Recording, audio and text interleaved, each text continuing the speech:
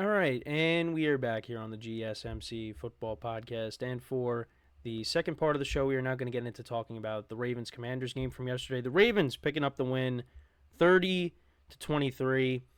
And going into this game, Ravens, they were 6.5-point favorite, then it went up to 7. And that's, what ended up, being the score, basically. Ravens winning by 7. Although my spread pool was 6.5, so of course, taking the Commanders, they did not cover. So that was nice. Although I did do well with my spread pool picks this week.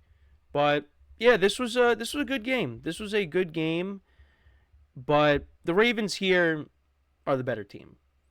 And for the Commanders, I mean, look, they really they had a good chance to win this game, but ultimately, the Ravens, they were able to secure the win here.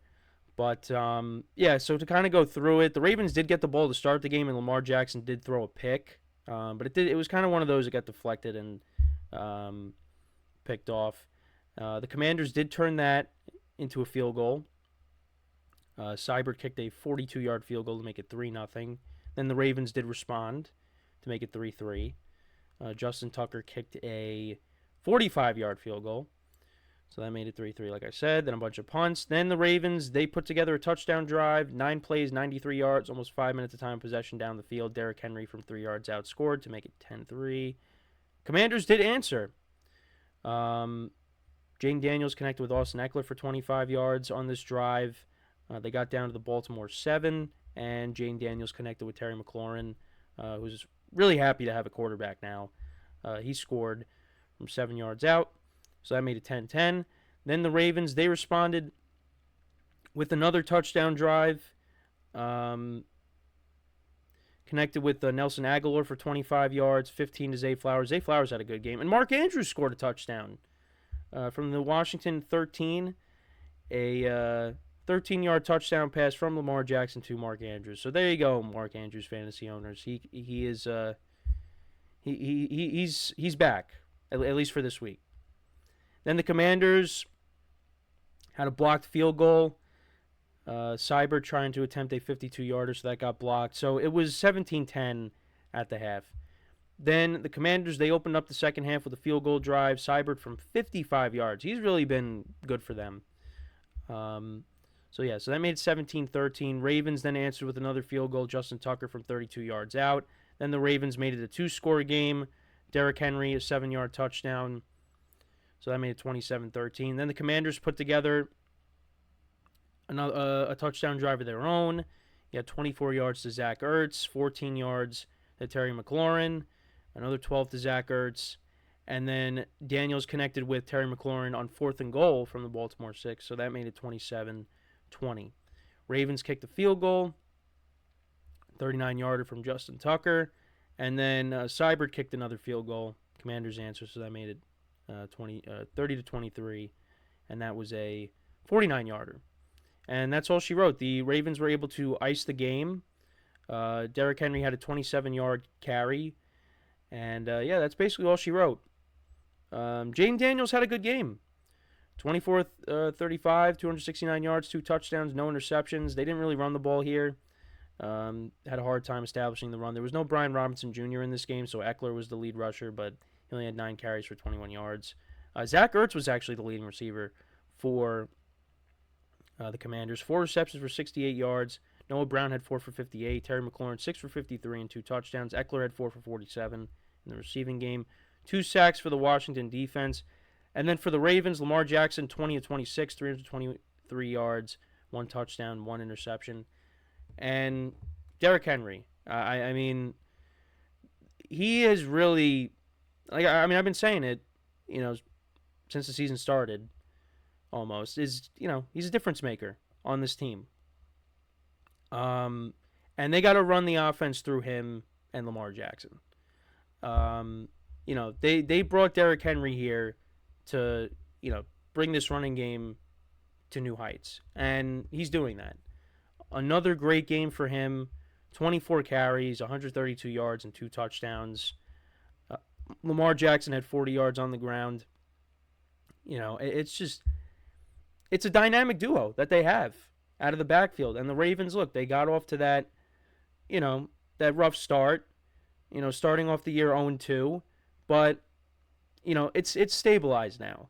And right now they're tied with the Steelers for the division lead in the AFC North. And the Ravens are back to being the Ravens. That 0-2, I mean, even when they started off 0-2, you're not going to hit the panic meter. You're not going to do that because this team is too good. And they, with the help of Derrick Henry and Lamar Jackson playing well yesterday, they secured the win. And then also, Zay Flowers had a good game, 9 receptions, was targeted 9 times, caught all his targets, 9 receptions for 132 yards. Rashad Bateman, 4 for 71. Mark Andrews, 3 for 66 and a touchdown. Isaiah Likely had 2 for 27. Ravens defense, 3 sacks. Justin Tucker went 3 for 3 on field goals. And yeah, Ravens improved to 4-2. Commanders drop to 4-2. But I don't think the Commanders really have anything to be ashamed about. This was a good test for them because you look at the teams that they've gone up against so far this year. They did lose to Tampa. They beat the Giants. The Bengals, I mean, last night the defense played well, but their defense is one of the worst in the NFL. But still, that was a statement win there at the time. And then the Browns, I mean, they can't, generate any offense, it seems. They beat them. The Cardinals on the road. Cardinals don't have a very good defense. You saw that again yesterday in Green Bay. But even in a loss, though, I would say this is, obviously when it comes to moral victories, it depends on how you look at it. But the Commanders hung in there, so they do belong. And again, like I talked about with the Cowboys in the last segment, you look at this division. I mean, yeah, the Commanders are clearly the best team, in my opinion. The Cowboys, I mean, they're up and down, but when they're down, they're really down.